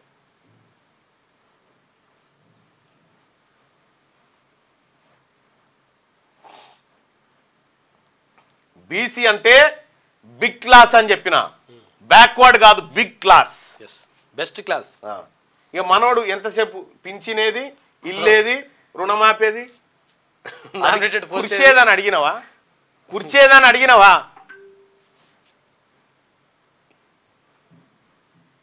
ఎస్, ఈ బీసీల పక్షాన, ఈ బీసీల జాతుల కోసం, ఈ బీసీలకు జరిగినటువంటి, ఈ దేశంలో జరిగినటువంటి అన్యాయం కోసం రాహుల్ గాంధీ గారి పోరాటంలో నేను ఉన్నా. నేను నా జాతుల కోసం పనిచేస్తున్నా. రైట్. 4182 కోట్లు దారి మళ్లించాడు కేసీఆర్. గత ప్రభుత్వం 10 ఏళ్లలో స్థానిక సంస్థలకు 10,170 కోట్ల స్టేట్ ఫైనాన్స్ కమిషన్ నిధులు కేటాయించింది. కానీ అందులో కేవలం 5,988 కోట్లు విడుదల చేసి మిగిలిన 4,182 కోట్లు దారి మళ్లించింది. ఇలా 42% నిధులు ఇవ్వకుండా పక్కదారి పట్టించడంతో పంచాయతీలు తీవ్ర ఆర్థిక సంక్షోభంలో పడ్డాయి. విషయం ఏంటంటే, మనకున్నటువంటి 33% బీసీ స్థానిక సంస్థల రిజర్వేషన్ను 23కు తెచ్చిన మొనగాడు కేసీఆర్. 10% రిజర్వేషన్ మనకు తగ్గించి ఈడబ్ల్యూఎస్ 10% కోటా ఇంప్లిమెంట్ చేసిన దుర్మార్గుడు కేసీఆర్. కేసీఆర్ బీఆర్ఎస్ కథ గది, బీజేపీ కథ గది. మళ్ళీ బీసీలు అని చెప్పేసి కవిత, మళ్ళీ బీసీలు అని చెప్పి మళ్ళీ బీసీలను ఓట్ చేస్తారు. మేము బీసీ ముఖ్యమంత్రిని చేస్తామని బీజేపీ, బీసీల బొమ్మలు పెట్టాలని వీళ్ళు. వాహ్, ఏం డ్రామా ఇది! ప్రచారానికి కూడా పైసలు. గత ఎన్నికల్లో ప్రజాసేవ చేయాలనే ఉత్సాహంతో పోటీ చేసి సర్పంచ్గా గెలుపొందా. సర్కార్ చెప్పిందని సొంత డబ్బులతో అభివృద్ధి పనులు చేసిన. కరోనా టైంలో ప్రాణాలు కూడా లెక్క చేయకుండా పనిచేశా. చేసిన పనులకు సంబంధించి నాకు ప్రభుత్వం నుంచి ఇంకా 60 లక్షలు రావాలి. చాలా మంది సర్పంచులు ఆస్తులు అమ్మి భార్య పుస్తకాలు తాకట్టు పెట్టి మరీ పనులు చేశారు. బిల్లులు రాక కొందరు సూసైడ్ చేసుకున్నారు. మళ్ళీ ఎన్నికలంటేనే వణుకుతున్నప్పుడు ప్రచారానికి కూడా మా దగ్గర పైసలు లేవు, మేమే కాదు ఎవరు కూడా పోటీకి ఇంట్రెస్ట్ చూపడం లేదని చెప్పి మందాడ అశోక్ కుమార్, మాజీ సర్పంచ్, అడివిమల్లెల గ్రామం, పెనుబల్లి మండలం, ఖమ్మం జిల్లా ఆయన చెప్తున్నటువంటి మాట. ఇగో ఇది నీకు. అందుకోసమే నీకు బీసీ ఓడా నీకు ఏడ పట్టుంటుందో దాన్ని డిస్టర్బ్ చేస్తారు. నీకు ఎక్కడైతే గ్రామీణ ప్రాంతాల్లో నీకు వేణులుకుంటాయో దాన్ని డిస్టర్బ్ చేస్తారు అన్నట్టు. వాళ్ళు చాలా తెలివి కల్లోళ్ళు. మనం వాళ్ళ తెలివిని, కుట్రని పసిగట్టకపోతే మనం రాజకీయాలు చేయలేము. ఇక సైబరాబాద్లో సైబర్ క్రైమ్ డబుల్ అయిందట.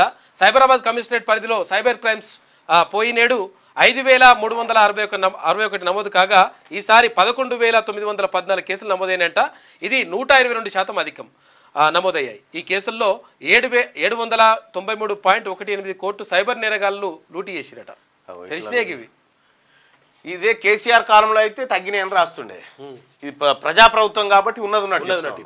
తెలియదు, అనుకోలేదు, తప్పు జరిగింది. తొక్కిసలాట ఘటనపై హీరో అల్లు అర్జున్ సమాధానాలు ఇవే.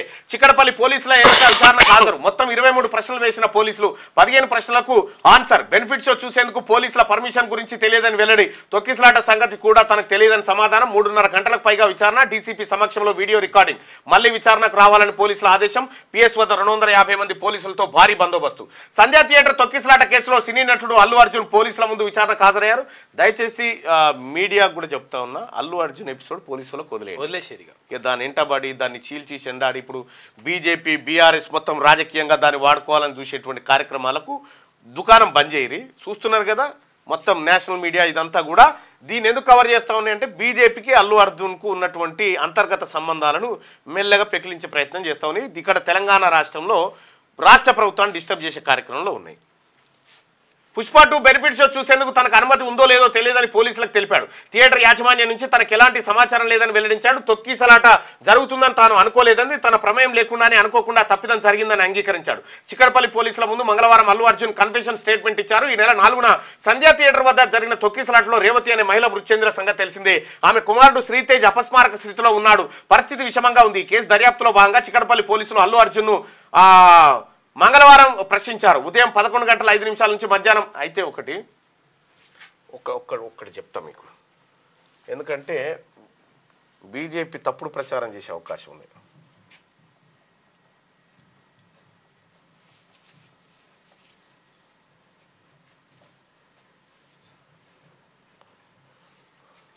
మండల్ వర్సెస్ కమండల్. ఇగో ఇది లేనే లేదని చెప్తారు, జాగ్రత్త. ఇగో Mandal versus Kamandal, Bahujan versus brahminical politics అని చెప్పి ఇది గతంలో జరిగినటువంటి కార్యక్రమం. అది లేదని చెప్తారు. తస్మా జాగ్రత్త ఉంది. ఎందుకంటే ఫేకులు ప్రచారం చేయట్లో బీజేపీని మించినోడు లేడు.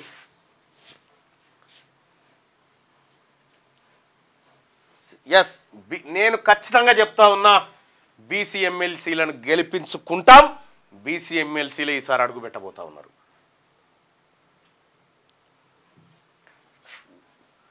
రైట్. ఇక ఆమె కుమారుడు శ్రీతేజ్ అపస్మారక స్థితిలో ఉన్నాడు. పరిస్థితి విషమంగా ఉంది. ఈ కేసులో దర్యాప్తులో భాగంగా చిక్కడపల్లి పోలీసులు అల్లు అర్జున్ను మంగళవారం ప్రశ్నించారు. ఉదయం 11 గంటల 5 నిమిషాల నుంచి మధ్యాహ్నం 2:45 గంటల వరకు విచారించారట. ఇక రేప్ బాధితులకు ఫ్రీ ట్రీట్మెంట్ ఇవ్వకపోవడం నేరమే. రేప్, యాసిడ్, లైంగిక దాడుల బాధితులకు ప్రభుత్వ, ప్రైవేట్ ఆసుపత్రుల్లో ఉచితంగా ట్రీట్మెంట్ చేయాలని నిరాకరించడం చట్టరీత్యా నేరమని ఢిల్లీ హైకోర్టు తెలిపింది. దీనికి లీగల్ పర్మిషన్లు ఏవి అక్కర్లేదని చెప్పేసి కూడా వెల్లడించింది. చైనా ఆక్రమణలపై మాట్లాడే ధైర్యం లేదా? ఇక ఒకడు లేస్తే బంగ్లాదేశ్, పాకిస్తాను, చైనా, ఈ బీజేపీ ఇక ఇవే మాటలే ఓన్లీ. వీళ్ళతో పనులుగా మనలేవు. కేంద్రంలోని బీజేపీ సర్కార్కు సీఎం రేవంత్ రెడ్డి ప్రశ్న. ఆడ గల్వాన్ లోయ కాడ 100 కిలోమీటర్లు వాడు చైనా వాడు కబ్జా పెడితే మన సార్ దాని గురించి పట్టించుకోడు. నరేంద్ర మోడీ గారు కువైట్ పోయి అవార్డు తెచ్చుకుంటాడు శాంతి కాముకుడు అని. అరుణాచల్ ప్రదేశ్ మాదే అంటారు మళ్ళీ వాళ్ళు. భారత బలగాలు మణిపూర్లో శాంతిని నెలకొల్పలేవా? ముల్కీ నుంచి తెలంగాణ ఆవిర్భావం వరకు పుస్తకం రావాలి. రవీంద్ర భారత్లో nuts bolts of war and peace పుస్తకావిష్కరణలో ముఖ్యమంత్రి రేవంత్ రెడ్డి. ఇక అండర్-19 విమెన్స్ T20 వరల్డ్ కప్కు త్రిష తర్వాత ధృతి. తెలంగాణకు చెందిన గొంగిడి త్రిష తర్వాత కేసరి ధృతి జనవరిలో జరిగే అండర్-19 విమెన్స్ T20 వరల్డ్ కప్లో పాల్గొనే ఇండియా టీంకు ఎంపికయ్యారంట. ఈ సందర్భంగా వీరిని సీఎం రేవంత్ అభినందించారు. ఇక మనస్ఫూర్తి అమలుకు బీజేపీ కుట్ర. అంబేద్కర్ పై అనుచిత వ్యాఖ్యలతో వాళ్ళ నిజస్వరూపం బయటపడ్డది. మహేష్ గౌడ్ బీజేపీ నేతలకు అంబేద్కర్ ఫ్యాషన్ అయితే మాకు ఆరాధ్య దైవం. అమిత్ షాను కేంద్ర మంత్రివర్గం నుంచి బర్తరఫ్ చేసేదాకా పోరాటం ఆపబోమని వెల్లడి. హైదరాబాద్లో కాంగ్రెస్ నిరసన ర్యాలీ చేపట్టింది. చూసిరా అమిత్ షా గారు ఏమన్నారో పార్లమెంట్లో? అంబేద్కర్ అంబేద్కర్ అంబేద్కర్ అంబేద్కర్ అంటారేమే, అదేదో దేవుని గొలవ రాదురని చెప్పిండు ఆయన. అంటే వాళ్ళ ఇంటెన్షన్ చూడు, రాజ్యాంగాన్ని, రాజ్యాంగంలో ఉన్నటువంటి పేదల హక్కులను కాలరాయడానికి ఇగో ఈ డ్రామా. ఇందిరమ్మ ఇండ్లకు స్పీడ్గా నిధులు. గ్రీన్ ఛానల్ ద్వారా మంజూరు చేస్తామని పొంగులేటి. సంక్రాంతి నుంచి నిర్మాణం స్టార్ట్. 32 లక్షల అప్లికేషన్ల సర్వే పూర్తి. జిల్లాలకు ప్రాజెక్ట్ డైరెక్టర్ల నియామకం. ఫిర్యాదులకు టోల్ ఫ్రీ నెంబర్. వెబ్సైట్ నిర్మాణంలో ఉన్న డబుల్ ఇండ్లను లబ్ధిదారులకు ఇచ్చి పూర్తి చేయిస్తాం. జర్నలిస్టులకు తక్కువ ధరకే రాజీవ్ స్వగృహ టవర్లు ఇస్తాం. డబుల్ బెడ్రూమ్ ఇండ్లు ఇందిరమ్మ స్కీమ్పై మంత్రి రివ్యూ. ఇక కాలుష్య కోరల్లో కృష్ణానది, నాగార్జున సాగర్లోకి విచ్చలవిడిగా ఫార్మా వ్యర్థాలు వస్తున్నాయి. తెలంగాణ, ఏపీలోని విద్యుత్ ప్లాంట్లు తర్వాత ఫార్మా ఇండస్ట్రీలతో కాలుష్యం. రోజు సగటున 40,000 క్యూబిక్ మీటర్ల వ్యర్థాలు నదిలోకి వస్తూ ఉన్నాయంట. నది పరివాహకంలో 127 పరిశ్రమలు, 31% కాలుష్య కెమికల్ ఫ్యాక్టరీల నుంచే. ఇక శ్రీశైలం, సాగర్ సహా 15 ప్రాజెక్టుల్లో ఏటా 2.3% మేర పూడిక చేరిక. ఇక కొట్టుకుపోయిన నేలలు, బ్రిడ్జీలు, రోడ్లకు ప్రమాదం ఏర్పడే ఛాన్స్ ఉందంట. ఇక నీట్ వరంగల్ స్టడీలో వెల్లడి. కేంద్ర జలశక్తి శాఖ ఆధ్వర్యంలో అధ్యయనం చేసినారు. కేంద్రానికి ప్రిలిమినరీ రిపోర్ట్ పంపిన పరిశోధకులు. రైట్. మార్నింగ్ ని చూస్తున్నటువంటి సోదరులారా, ముఖ్యంగా బీసీ సోదరులారా, దయచేసి ఈ షేర్ బటన్ క్లిక్ చేసి ఇవాళ మీ వాట్సాప్ స్టేటస్ల కింద పెట్టుకోండి. నేను చెప్పినటువంటి విషయాలు ప్రతి బీసీకి చేరేటట్టు చూడాల్సిందిగా మీ అందరినీ రిక్వెస్ట్ చేస్తా ఉన్నా.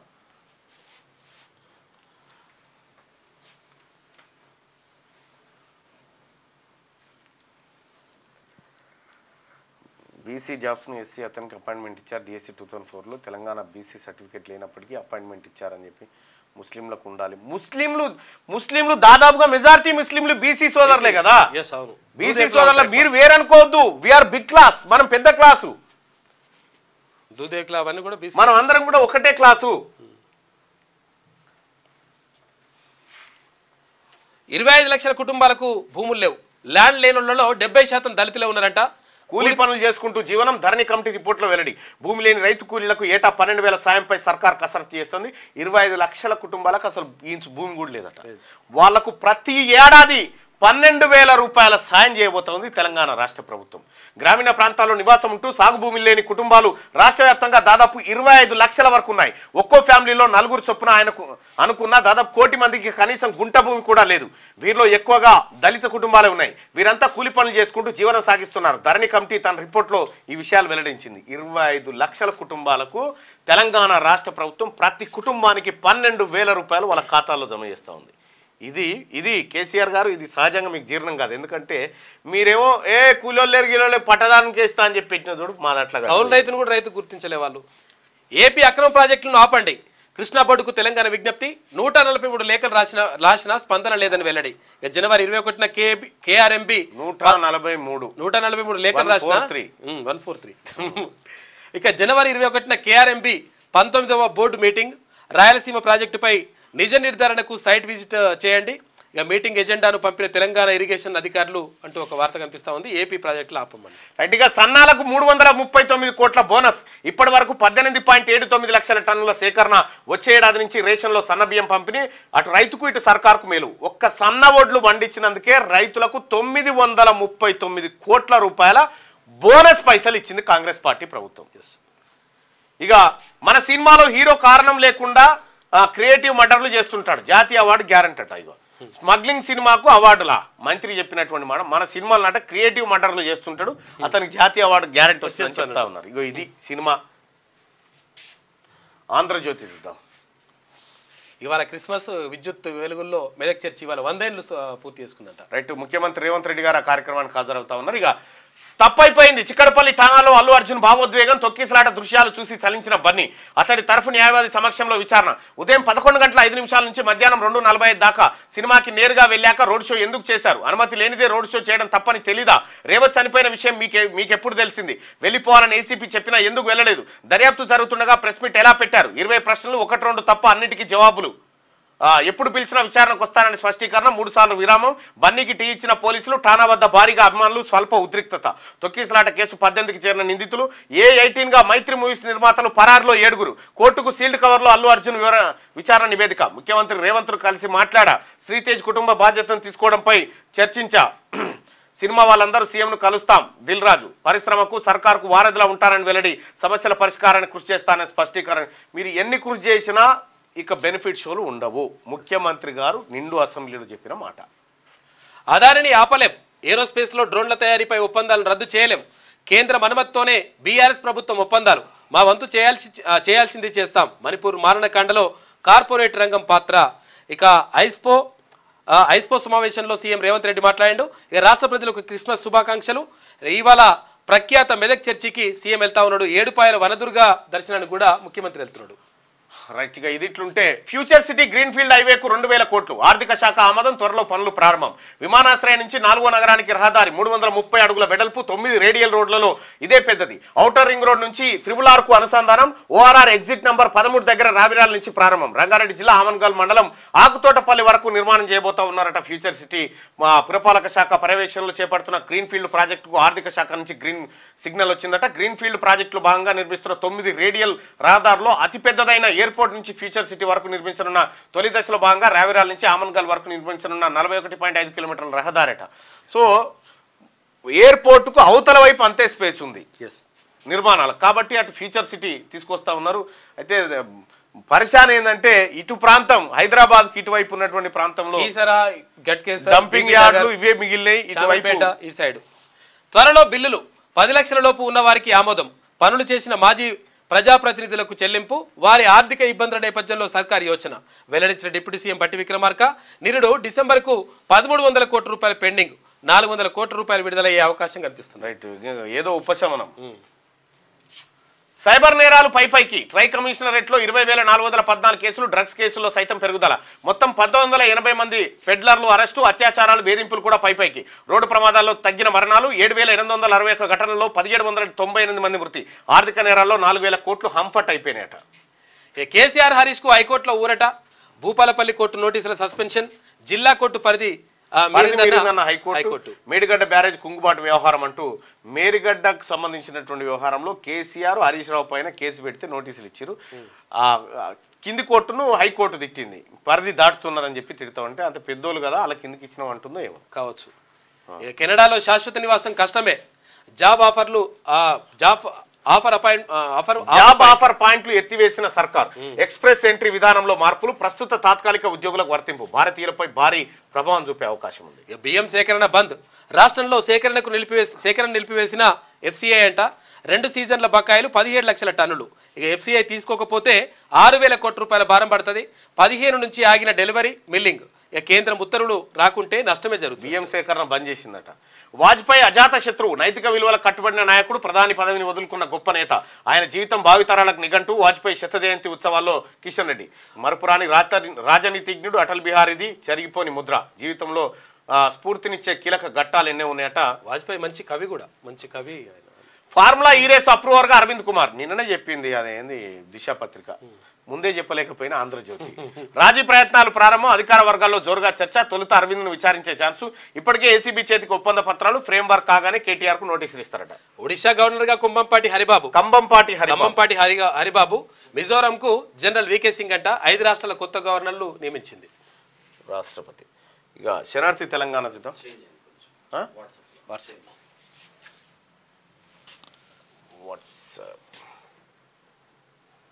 ఎవరు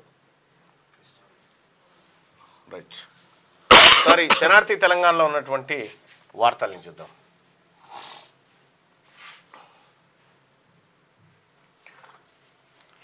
రైట్గా కూలీలు ఖుషి. ఏటా 12,000 సాయానికి ప్రభుత్వం రెడీ. ఈ నెల 28న మొదటి విడత సాయం. ఉపాధి జాబ్ కార్డులే ప్రామాణికం. భూమి లేని పేదల సమాచారాన్ని సేకరిస్తున్న ఫీల్డ్ అసిస్టెంట్.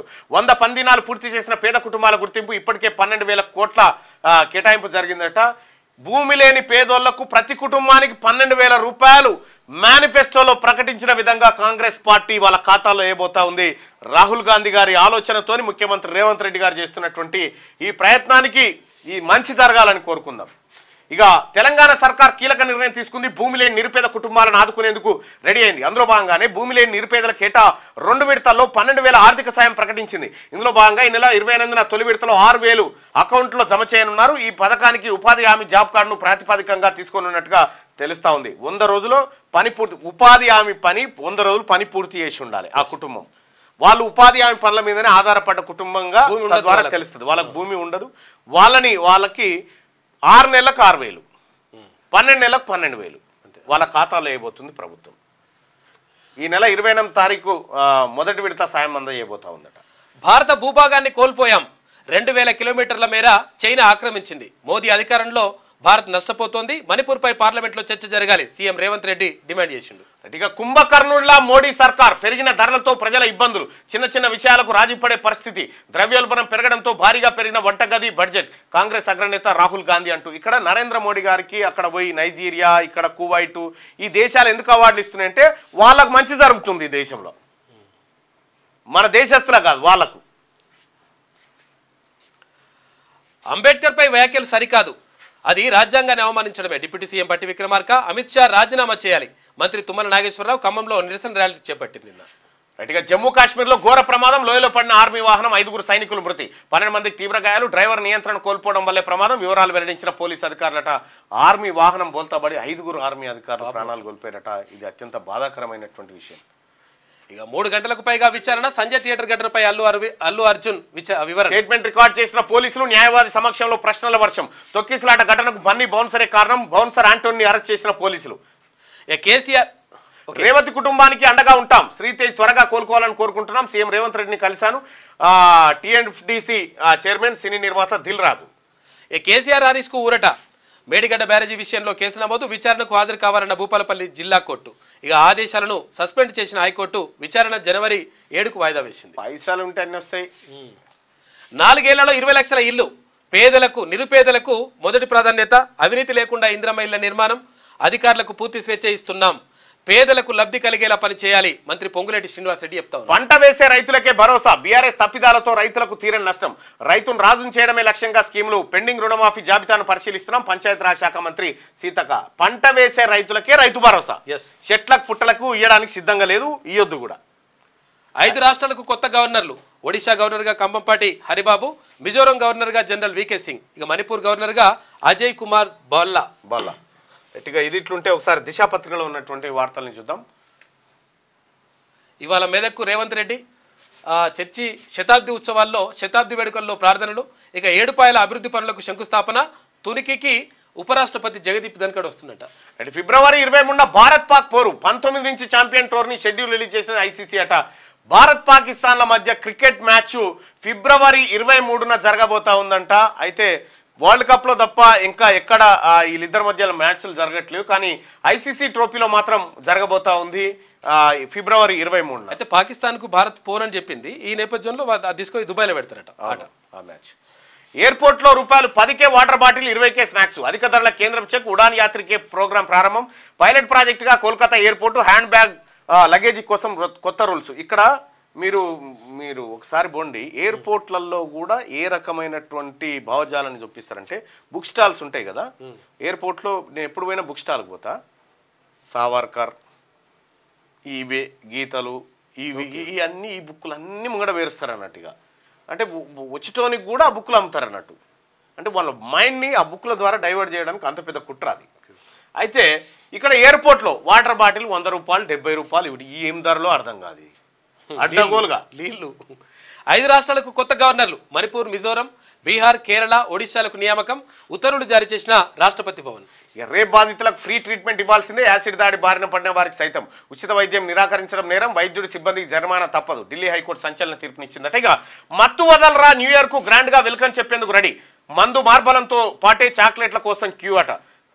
చిల్ అయ్యేందుకు నానా అడ్డదారులు కట్టడి చేసేందుకు సిద్ధమైన పోలీసులు. ఇప్పటికే ఫుల్ అయిన ఫామ్ హౌస్లట. ఫామ్ హౌస్లు ఫుల్ అయిపోయి ఇక ఇప్పుడు డిసెంబర్ 31 ఎన్నో ఆశలు, ఎన్నో కలలు, ఎంతో ఆగమాగం. ఇక ఎట్లా చేసుకుందాం, ఏం కథ, దాని మీద ప్లాన్. రైతు భరోసాకు నో సీలింగ్. సాగు చేసే భూములన్నిటికీ సాయం.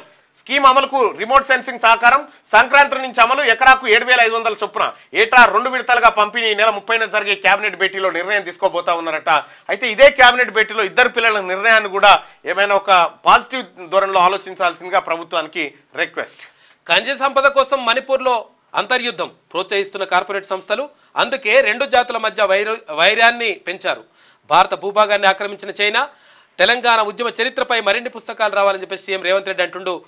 Nuts bolts of war and peace అని చెప్పేసి పుస్తకావిష్కరణలో పాల్గొన్నాడు ఆయన. ఇక సన్నవడ్లకు 939 కోట్ల బోనస్. 3.36 లక్షల మంది రైతులకు లబ్ధి. 10,903 కోట్ల ధాన్యం కొనుగోలు అంటూ ఒక రైతు కింటాలకు 500 ఇచ్చింది రాష్ట్ర ప్రభుత్వం. ఒక ఆయన 100 బస్తాలు పంపిస్తే 50,000 రూపాయలు ఖాళీ బోనస్ ఇచ్చింది. ఎక్కువ వస్తాయి. అవును, గతంలో కంటే.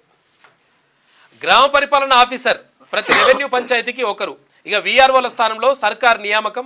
రెవెన్యూతో పాటు ఇతర బాధ్యతలు సైతం. ఇక పట్వారీ వ్యవస్థ రద్దు నుంచి మారుతున్న పేర్లు. రైట్గా ఇందిరమ్మ ఇళ్ల పర్యవేక్షణకు జిల్లాకో పీడీ. లబ్ధిదారుల ఎంపికకు విజిలెన్స్ టీంలు. వేరే శాఖల్లో ఉన్న హౌసింగ్ డిపార్ట్మెంట్ ఉద్యోగులంతా వెనక్కి. సంక్రాంతిలోగా గ్రామాలకు రెవెన్యూ అధికారులని చెప్పి మంత్రి పొంగులెట్టి ఇందిరమ్మ ఇళ్ల పర్యవేక్షణకు జిల్లాకో పీడీని ఏర్పాటు చేశారట. లబ్ధిదారుల ఎంపికకు విజిలెన్స్ టీములు కూడా. ఇక గురుకుల దరఖాస్తులకు కుల ఆదాయ కష్టాలు. కొత్త నిబంధనలతో తల్లిదండ్రుల ఇబ్బందులు. ఆఫీసుల చుట్టూ తిరగాల్సి వస్తుందని ఆవేదన. నిబంధనలు సడలించాలని వినతి పత్రం. ఇక అటు ఏసీబీ ఇటు ఈడీ ఫార్ములా ఈ కార్ రేసు కేసులో దర్యాప్తు జరుగుతూ ఉంది. అగ్రిమెంట్ పత్రాల పరిశీలన. త్వరలోనే కేటీఆర్కు నోటీసులు. అవినీతి నిరోధక శాఖ విచారణ అధికారి మార్పు ఉంటుందా అని చెప్పేసి ఒక క్వశ్చన్ మార్కు. రైట్గా కేసీఆర్ హరీష్కు ఊరట. క్వాష్ పిటిషన్లపై విచారించిన హైకోర్టు. భూపాలపల్లి జిల్లా కోర్టు నోటీసులు సస్పెండ్. తదుపరి విచారణ వచ్చే నెల 7కు వాయిదా. బీసీలకు 42% రిజర్వేషన్ల హామీని అమలు చేయాలని కవిత అడుగుతా ఉంది. కవిత గారు, మీ నాయనే బీసీలకు 33% నుంచి రిజర్వేషన్ 23కి తీసుకొచ్చిన మీ నాయన్ని ఫస్ట్ అడుగు. 10% రిజర్వేషన్ దొంగతనం ఎట్లా పోయింది? ఈడబ్ల్యూఎస్ కోటాను మీ నాయన 10% ఎట్లా ఇంప్లిమెంట్ చేసిండు తెలంగాణలో? ఈ రెండింటికి సమాధానం చెప్పారు. 10% అంటే 100% 10%, మళ్ళీ 50% 10% కాదు.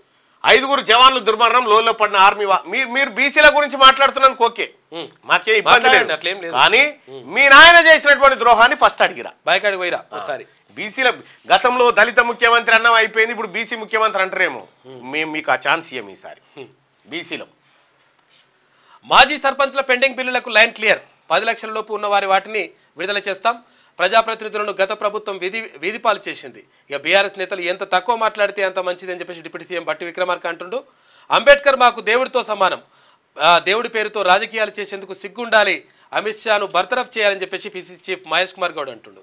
రైట్గా సినీ ఇండస్ట్రీని బోన్లో నిలబెట్టే ప్రయత్నం. సంజయ్ థియేటర్ ఘటన అందరికి గుణపాఠం కావాలని చెప్పి ఈటల రాజేందర్ గారు అంటా ఉన్నారు. ఇక పర్మిషన్ లేదని మీకు తెలియదా? థియేటర్ వద్ద పోలీసులను మీ మేనేజర్ ఎందుకు అడ్డుకున్నారు? మీరు సినిమా చూడకపోతే ఏమవుతుంది? అల్లు అర్జున్పై పోలీసుల ప్రశ్నల వర్షం. కొన్నింటిపై బన్నీ మౌనం. ఘటన వీడియో చూసి ఎమోషనల్. విచారణకు పూర్తిగా సహకరిస్తారని వెల్లడి. Bouncer Antony arrest. విడుదల. Scene reconstruction. రేవతి భర్త భాస్కర్కు ఉపాధి కల్పించేందుకు సిద్ధమని చెప్పి దిల్ రాజు. నిలకడగా శ్రీతేజ్ ఆరోగ్యం. బాలుడి తండ్రి భాస్కర్. ఇక అల్లు అర్జున్ పై నేతలు ఎవరు మాట్లాడద్దు, లీగల్ పరిధిలోకి ఆయన అంశం పార్టీ నేతలకు టీపీసీసీ ఆదేశాలు జారీ చేసింది. నేను మొన్ననే చెప్పడం జరిగింది. ఇక ఇది ఇట్లా ఉంటే సూర్య పత్రిక బీసీ ప్రజలారా ఏకైక ప్రింట్ మీడియా బీసీలది సూర్య దినపత్రిక.